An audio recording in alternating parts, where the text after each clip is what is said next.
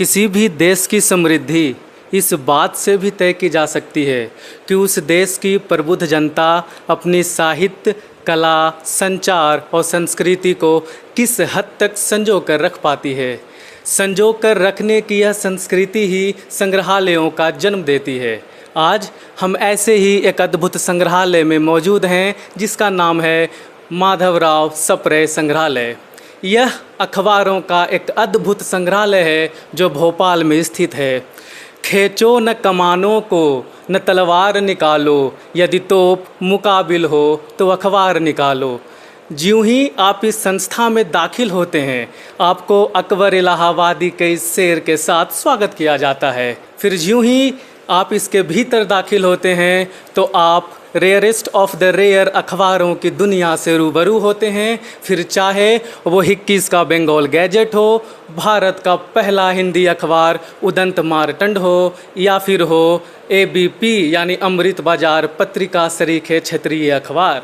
आज हमारे साथ इस संस्था के संस्थापक भी मौजूद हैं जिनका नाम है पद्मश्री विजय दत्त श्रीधर जी। आप नव भारत के संपादक भी रह चुके हैं और साल 2012 में आपको पद्मश्री से नवाजा गया है और आपकी किताब साल 2011 में पहला संपादकीय को भारतेंदु हरिश्चंद्र सम्मान से नवाजा गया। बहुत बहुत शुक्रिया सर हमसे जुड़ने के लिए। जी बहुत बहुत धन्यवाद और सब नमस्कार। इस संस्था के ऊपर हम चर्चा करेंगे। इससे पहले हम ये चाहते हैं कि जिनके नाम पर, जिनके सम्मान में संस्था खोली गई है, माधवराव सप्रे जी, उनके बारे में हमारे दर्शकों को आप बताएं। देखिए, माधवराव सप्रे ये हिंदी नव जागरण के अग्रदूत थे। हिंदी क्षेत्र में, हिंदी बड़ी लगभग आधा हिंदुस्तान हिंदी क्षेत्र है। हिंदी क्षेत्र में तिलक महाराज की ओजस्वी और क्रांतिकारी जो पत्रकारिता थी उसके तेज का प्रवाह करने वाले माधवराव सप्रे थे। उन्होंने 1900 की जनवरी में छत्तीसगढ़ मित्र निकाला, 1907 में हिंदी केसरी निकाला जो एक तरह से लोकमान्य तिलक के मराठी केसरी की भावभूमि को ही आगे बढ़ाने वाला था। उसमें केसरी से भी सामग्री ली जाती थी और स्वतंत्र विचार भी उसमें हुआ करते थे। तो माधवराव सप्रे का एक बहुत बड़ा योगदान ये है कि उन्होंने हिंदी क्षेत्र में नव जागरण का सूत्रपात किया, उसके वो अग्रदूत बने। उनका दूसरा योगदान ये है कि हिंदी में पहली मौलिक कहानी एक टोकरी भर मिट्टी ये माधवराव सप्रे ने लिखी। माधवराव सप्रे ने हिंदी को अर्थशास्त्र की शब्दावली दी। ये बहुत बड़ा उनका अवदान है ये। और ऐसा ही एक बहुत महत्वपूर्ण अवदान उनका है कि उन्होंने नौजवान होनहार जो प्रतिभाएं होती थी उन्हें वो पहचान लेते थे और ये भी अंदाज कर लेते थे कि इन्हें किस दिशा में आगे बढ़ाना है। और उनके 2-3 उदाहरण में ही आप समझ जाएंगे कि वो कैसे पारखी थे। वो कहते ना, हीरे की परख जौहरी करता है, तो एक कैसे हीरे थे और उनकी परख करने वाला जौहरी कैसा था। माखनलाल चतुर्वेदी एक सरकारी स्कूल में अध्यापक थे। माधवराव सप्रे ने एक निबंध प्रतियोगिता में उनका निबंध पहले स्थान पर आया, स्वदेशी आंदोलन और बायकाट। तो उस निबंध को पढ़ने के बाद सप्रे जी को ये लगा कि इस लड़के में बहुत भरपूर संभावनाएं हैं, इसको आगे बढ़ाना चाहिए। और उन्होंने लगातार उनसे संपर्क रखा, पत्र व्यवहार जारी रखा। मेल मुलाकात जब हुई तो उन्होंने कहा कि नहीं, आपका जन्म सरकारी नौकरी के लिए नहीं हुआ है, आपका जन्म राष्ट्रीय कार्यों के निमित्त हुआ है। और आप देखिए कि माखनलाल चतुर्वेदी ने सरकारी नौकरी छोड़ी, पहले प्रभा के संपादक हुए। जब कर्मवीर, जो महाकौशल में आज़ादी की लड़ाई का प्रवक्ता अखबार था, जब कर्मवीर शुरू हुआ तो सप्रे जी ने उन्हें संपादक की जवाबदारी सौंपी। तो माखनलाल चतुर्वेदी सप्रे जी के पारस स्पर्श के कारण एक महान संपादक हुए, चिंतक हुए, एक महाकवि बने राष्ट्रीय धारा के, और स्वतंत्रता संग्राम के एक अग्रणी सेनापति बने। राष्ट्रीय जो हमारा झंडा सत्याग्रह था उसके तो सेनापति ही माखनलाल चतुर्वेदी थे। तो माखनलाल चतुर्वेदी की प्रतिभा को पहचान कर उन्हें उस मार्ग पर आगे बढ़ाने वाले, उनका संस्कारित करने वाले माधवराव सप्रे। पंडित द्वारका प्रसाद मिश्र सब जानते हैं उन्हें इस रूप में कि वो मध्य प्रदेश के मुख्यमंत्री रहे, बहुत ही राजनीति के चाणक्य कहे जाते थे। लेकिन वो तो उन्होंने स्नातक किया और उसके बाद ये लगा कि अब क्या करें, क्योंकि बहुत संपन्न परिवार से थे नहीं। तो माधवराव सप्रे ने उन्हें 1 वर्ष के प्रशिक्षण के लिए, पत्रकारिता के प्रशिक्षण के लिए उन्हें भेजा अमृत बाजार पत्रिका, और उन्हें 50 महीने वजीफा भी दिलवाया। क्या कहते हैं आप लोग, स्टाइपेंड कहते हैं उसको, स्टाइपेंड। हाँ तो वो भी दिलवाया उनको। और जब वो वहाँ से आए तो श्री शारदा के संपादक बने। बाद में जो मध्य प्रदेश का पहला एक सर्वांगपूर्ण दैनिक है लोकमत, जबलपुर से निकलता था, उसके संपादक बने। वो 16 पन्नों का अखबार था उन दिनों में। यद्यपि पहला अखबार नहीं है वो मध्य प्रदेश का दैनिक, पहला दैनिक प्रकाश है जो सागर से निकला था। तो उन्हें भी इस दिशा में आगे बढ़ाने का काम किसने किया? माधवराव सप्रे ने। सेठ गोविंददास बहुत बड़े रईस परिवार के थे। उनके पास इतना, उनके परिवार के पास पैसा था कि यदि 7 पीढ़ियों तक वो कोई नहीं कमाई नहीं करते, केवल खर्च करते तो ही ख़त्म नहीं होता पैसा, इतना पैसे वाले थे वो। सप्रे जी ने उन्हें जबलपुर में जब हिंदी साहित्य सम्मेलन हुआ तो उन्होंने देखा इस आदमी, इस लड़के की हिंदी में लगन है, तो उन्होंने उनको प्रेरित किया कि भाई हिंदी में है तो हिंदी में कोई योजना बना के काम करो। ईश्वर ने तुम्हें बहुत साधन दिए हैं, इनका सदुपयोग अपनी भाषा के लिए करो। तो जबलपुर राष्ट्रीय हिंदी मंदिर बना, एक श्री सारंग पत्रिका उसी हिंदी मंदिर से निकली। तो सेठ गोविंददास भी कहाँ अनन्य हिंदी सेवा के सेवी के रूप में आज दुनिया जानती है उन्हें। तो ये थे माधवराव सप्रे के जो अवदान, और उनके नाम पर इसलिए रखा गया कि इससे पहले माखनलाल जी के नाम पे कुछ हो गया था, द्वारका प्रसाद मिश्र के नाम तो सब जाने, लेकिन इनके जो निर्माता थे, इन्हें बनाने वाले थे, उनके नाम पे कुछ नहीं था। तो फिर वो सप्रे जी के नाम पर माधवराव सप्रे स्मृति समाचार पत्र संग्रहालय एवं शोध संस्थान। अगर मुझे ठीक याद है तो 1984 में ये संस्था का उदय हुआ।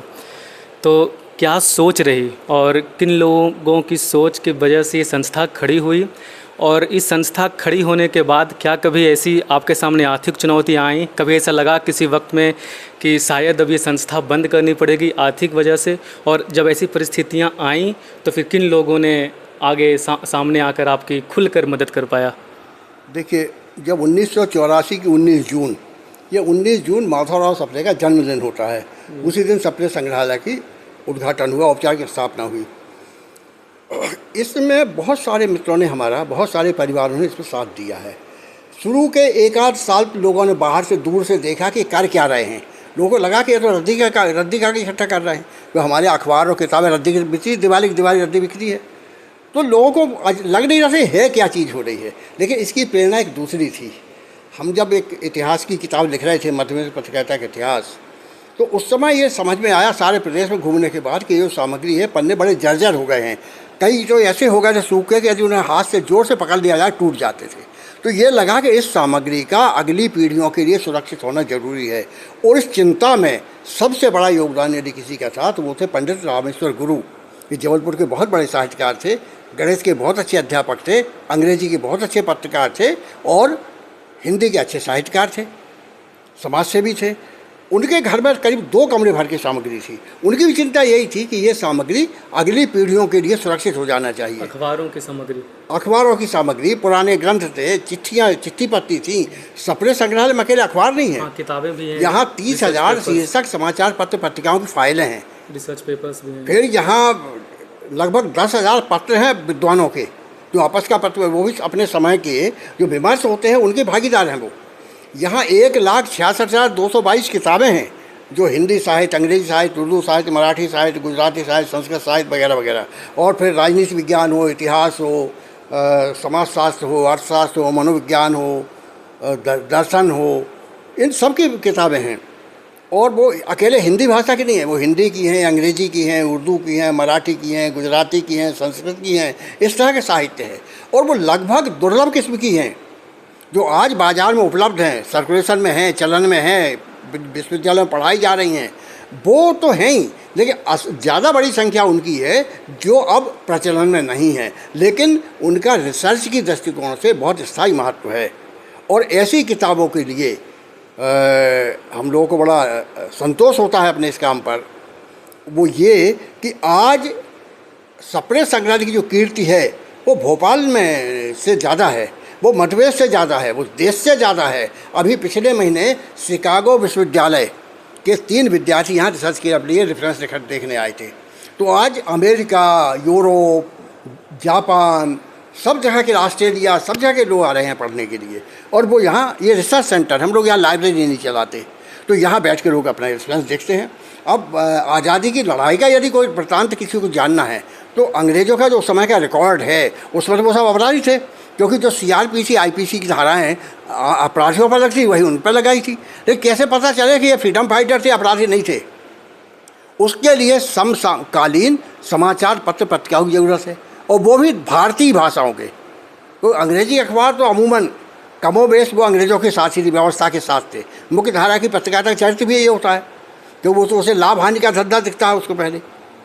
लेकिन वो जो भारतीय भाषाओं के हमारे छोटे पत्र पत्रिकाएँ थी, जिनमें संपादक पीर बावर्ची भिस्तीकार होता था, वो कंपोज भी कर लेता था, वो बंडल भी बनाता था, डाक खाने में डालने भी जाता था और लिखता भी था, और जाके आज़ादी की लड़ाई में भाषण भी दे रहा, गिरफ्तार भी होता था। खुद मक्खनलाल जी का 12 बार छापे पड़े, कई बार वो गिरफ्तार हुए, जेल में गए, जेल से कविताएं लिखी। हाँ, तो ये जो है इसका अध्ययन करने का यदि कोई साधन है तो माधवराव सप्रे समाचार पत्र संग्रहालय है। और इसलिए हिंदुस्तान के अनेक विश्वविद्यालयों ने इसे शोध केंद्र के रूप में मान्य किया है। उनके विद्यार्थी यहाँ आते हैं, बैठते हैं, रिसर्च करते हैं। तो एक बड़ा काम एक इस बहाने हो गया। बल्कि जब ये शुरू हुआ था 84 में, तब इसका इतना विस्तार और विकास होगा हम लोग कल्पना नहीं थी। ये था कि मध्य प्रदेश की चीज़ें तो एक जगह एक छत के नीचे इकट्ठी कर दी जाएँ। धीरे धीरे आज ये स्थिति बनी है कि देश के कोने कोने से सारे प्रमुख जो हमारे लेखक और संपादक शिक्षाविद हैं, वो अपना जो निजी संग्रह है वो सप्रे संग्रह भेजते हैं। जैसे कोलकाता में हिंदी में निबंध, ललित निबंध का एक बहुत बड़ा नाम है डॉक्टर कृष्ण बिहारी मिश्र, उनकी सामग्री यहाँ आई कलकत्ता से। कोलकाता में संस्थाओं की कमी नहीं है, लेकिन भेजा उन्होंने यहाँ। पटना में आचार्य श्रीरंजन सूर्यदेव, ये संस्कृत के प्रकांड पंडित थे, वहाँ के राष्ट्रभाषा परिषद के डायरेक्टर भी रहे। वो रिटायर हुए अपने बेटे के साथ। जब वो स्टेट बैंक का अधिकारी है, जब उसके यहाँ रहने गए तो कहा आपका ये कहाँ रखेंगे हम। उन्होंने फ़ोन किया कि नहीं हम यहाँ भेज रहे हैं, यहाँ से आदमी लेके आए। दिल्ली इतना बड़ा सेंटर है, जगदीश प्रसाद चतुर्वेदी का सारा सामान यहाँ आया। 1916 में एक लाइब्रेरी बनी थी आगरा में, चिरंजीवी लाइब्रेरी। 2015 में उसको 100 साल पूरे हुए। 2015 के सितंबर में पूरी लाइब्रेरी उन्होंने यहाँ भेज दी। ये हमारी असली पूंजी है, जो भरोसा हिंदुस्तान के जो प्रमुख लोग शिक्षाविद हैं, साहित्यकार हैं, संपादक हैं, और वह कौन से लोग हैं ये, इनमें गणेश मंत्री हैं, इनमें धर्मवीर भारती हैं, इनमें प्रभात जोशी हैं, राजेंद्र माथुर हैं, हरिवंश हैं, राम बहादुर राय हैं, अच्युतानंद मिश्र हैं, ये सारे जो दिग्गज हस्तियाँ हैं। नारायण दत्त जी हैं, वो तो मनीषी संपादक थे। इन सबका एक भरोसा है कि ये संस्था ऐसा काम कर रही है कि अगली पीढ़ियों के लिए सामग्री बचा भी देगी, इसका सदुपयोग भी करेगी, और यह धरोहर, क्योंकि ये राष्ट्र की अमानत है, राष्ट्र की बौद्धिक धरोहर है, इसकी सुरक्षा भी उतनी ज़रूरी है जितना ज़रूरी से रिसर्च स्कॉलर को उपलब्ध कराना है। ये दोनों काम सप्रे संग्रहालय पिछले 40 साल से कर रहा है। 1238 रिसर्च स्कॉलर ने सप्रे संग्रहालय की सामग्री का अध्ययन करते हुए, पहले तो एमफिल भी होता था, एमफिल, पीएचडी और डीलिट की उपाधियां अर्जित की हैं। ये बहुत बड़ी उपलब्धि है सप्रे संग्रहालय के लिए। और 40 साल हो गए पूरे अब तो हम लोग जब अवलोकन करते हैं, अपने बिहार झाँकते हैं, तो लगता है कि नहीं हमारी दिशा भी ठीक है और दशा भी ठीक है। अब आपका दूसरा सवाल था आर्थिक। मध्य प्रदेश हिंदुस्तान के राज्यों में अकेला ऐसा प्रदेश है जहाँ रचनात्मक, सृजनात्मक, सकारात्मक गतिविधियों के लिए हमेशा सरकार और समाज सहायता के लिए तत्पर रहता है। जब से सप्रे संग्रहालय की स्थापना हुई है, मध्य प्रदेश सरकार का जनसंपर्क विभाग प्रतिवर्ष इसे एक निश्चित राशि अनुदान के रूप में देता है। पहले ये राशि 25,000 रुपये थी, आज ये राशि 10 लाख रुपये है। हर साल सरकारें आती हैं जाती हैं, कभी कांग्रेस सरकार बनेगी, कभी भाजपा की सरकार बनेगी, कभी ये मुख्यमंत्री, कभी वो मुख्यमंत्री, सरकारें बदलती हैं, व्यवसाय बदलती है, अधिकारी बदलते हैं, लेकिन सप्रे संग्रहालय जैसे काम में, रचनात्मक काम में कभी भी किसी ने व्यवधान नहीं डाला है। एक लेकिन साधन 10 लाख रुपये कोई बड़ी रकम नहीं होती है। अभी जरूर जब मुख्यमंत्री हमारे यहाँ कार्यक्रम में आए थे डॉक्टर मोहन यादव जी, तो उन्होंने उसको बढ़ा के 20 लाख रुपये करने की घोषणा की है। तो इसका अर्थ क्या है, समाज देख रहा है काम हो रहा है, और समाज ये महसूस कर रहा है कि महत्वपूर्ण काम हो रहा है, समाज के लिए बड़ा उपयोगी काम हो रहा है। ये चीज़ अब कहीं मिलती नहीं है, तो समाज उसकी कदर कर रहा है। और इसी कदर करने का परिणाम है कि आप देखिए, हमारे पास तो कुछ पैसा नहीं, जब हमने यहाँ हमारे पास तो एक रानी कमलापति महल देखा होगा आप लोगों ने, कमला पार्क में है, उसके बिल्कुल कोने में पुराना बुर्ज है, खंडहर सा, पहले वहीं चलता। हाँ, इतना बड़ा सा कुल मिला के, तो वहाँ शुरू किया था। 3 साल में गोदाम जैसा भर गया वो। तो फिर एक सरकार ने फिर वो नरेंद्र लाइब्रेरी है उसी कमला पार्क में, तो वहाँ एक पूरी मंजिल बना दी 3000 वर्ग फुट की। 4-5 साल वही भर गई, निकालने में मुश्किल होती थी। फिर सरकार से कहा कि भाई हमको आप बड़ी जगह दे दो, तो उन्होंने कहा आपका इतना फैलता जा रहा है कि हम बड़ा बंगला भी दे देंगे तो भी आपका काम नहीं चलना है, अब तो आप जगह दे रहे हैं यहाँ बना लो। तो सरकार ने जगह उपलब्ध कराई रियायती दर पर। फिर इसे मदद करने की भारत सरकार की संस्कृति विभाग ने मदद की, मध्य प्रदेश सरकार की जनसंपर्क विभाग ने मदद की, भोपाल के नगर निगम ने मदद की, क्योंकि ये भोपाल के लिए गौरव की बात है। आपको ताजुब होगा जब दैनिक भास्कर के 59 वर्ष पूरे हुए तो उन्होंने एक सप्लीमेंट निकाला। उन्होंने वो 59 कारण जिनके लिए आप भोपाल को पसंद करते हैं, उनमें से जो 59 उन्होंने छाटे सर्वे करवाया था उन्होंने, उसमें 21वें नंबर पर सप्रे संग्रहालय भी है। तो सप्रे संग्रहालय के रिकग्निशन, सप्रे संग्रहालय की पहचान, सप्रे संग्रहालय का यश हिंदुस्तान की हिंदी में, अंग्रेजी में और अन्य भाषाओं में भी ऐसा कोई बड़ा अखबार या बड़ी पत्रिका नहीं जो सप्रे संग्रहालय विस्तार से फीचर न छापे हों। हिंदू जैसे अखबार ने आधा पेज का फीचर छापा था और विदेशों तक से कीर्ति है। फिर हम लोगों ने इसके लिए एक वेबसाइट बना रखी है, एक वेबसाइट है, और उस वेबसाइट के माध्यम से लोगों को वो है www.sapresangrahalaya.org। दुनिया किसी भी कोने में बैठ के आप ये पता कर सकते हैं कि सप्रे संग्रहालय में क्या क्या चीज़ें उपलब्ध हैं। आपको जो जिस चीज़ की ज़रूरत है, जिस रेफरेंस की ज़रूरत है, वो रेफरेंस यहाँ है कि नहीं है, ये आप देख सकते हैं। हाँ, फिर अभी एक और हुआ हमारे यहाँ 2-3 कार्यक्रमों में ऐसा हुआ कि स्टेट बैंक ऑफ इंडिया के जो मध्य प्रदेश के सबसे बड़े अधिकारी वो आए, मिस्टर विनोद कुमार मिश्र जी। वो देखते थे, फिर एक बार ऊपर भी गए वो देखने, तो उन्हें लगा कि ये सामग्री की इसकी रक्षा बहुत ज़रूरी है। तो उन्होंने अपने अधिकारियों को भेजा, एक प्रस्ताव बनवाया और 1 सप्ताह के भीतर उन्होंने एक बड़ी रकम 45,83,954 रुपये CSR मद में स्वीकृत की, जिसके कारण हम लोग समझ लीजिए लगभग 1925 तक का लगभग सारा रिकॉर्ड हम लोग डिजिटाइज कर रहे हैं।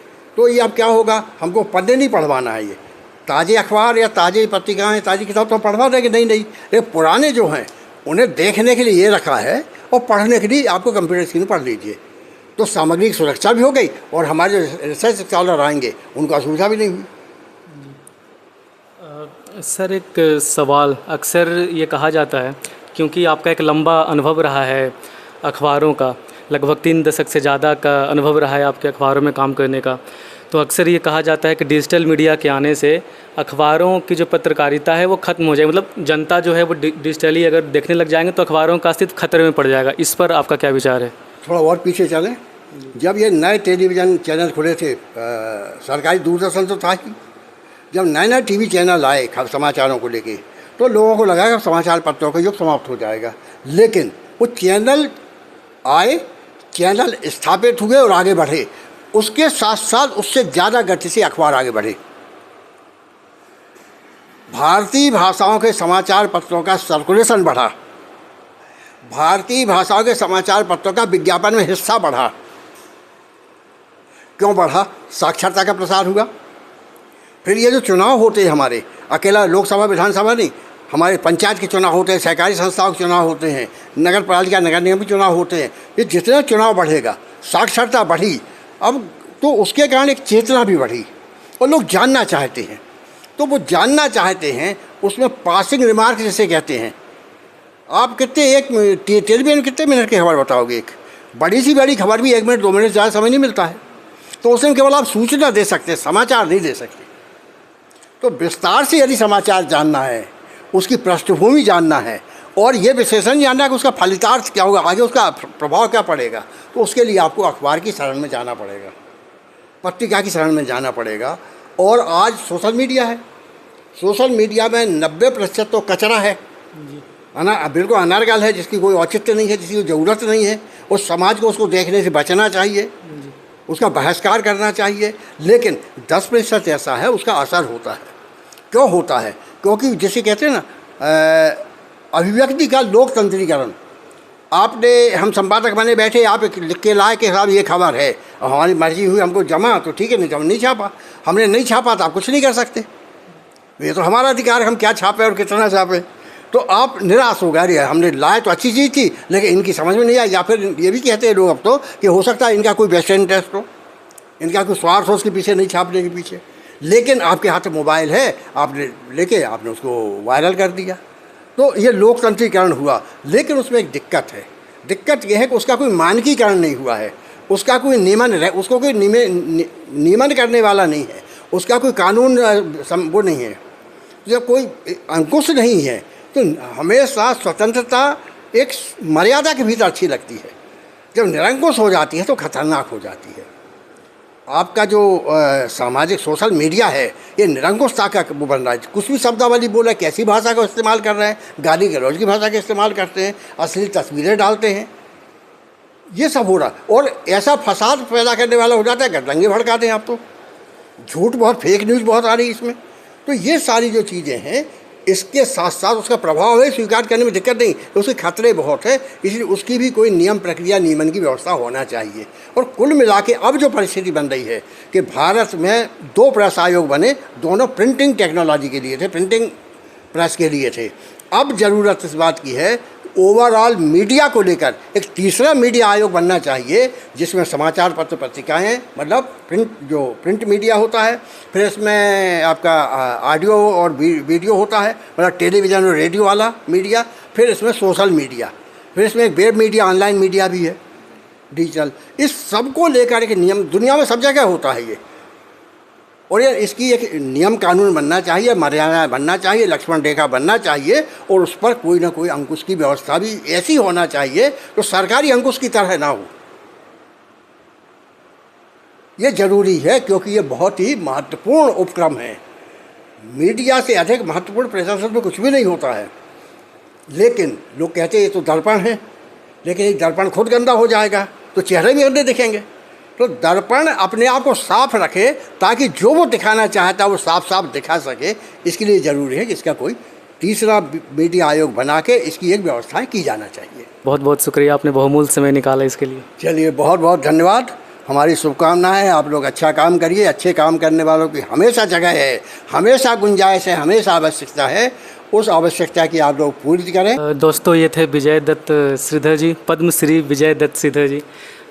और यदि आप भोपाल कभी आते हैं घूमने या शहर के देश के किसी दूसरे शहर से हैं तो आप ये संग्रहालय ज़रूर आकर देखें। इसलिए भी देखें क्योंकि खबरों की दुनिया से हम अपने देश का जो अतीत है उससे भी रूबरू होते हैं, तो आप अपने देश के अतीत को बेहतर समझ भी पाएंगे। बहुत बहुत शुक्रिया। अगर आपको ये वीडियो अच्छा लगा हो तो शेयर करें और चैनल को सब्सक्राइब करना ना भूलें।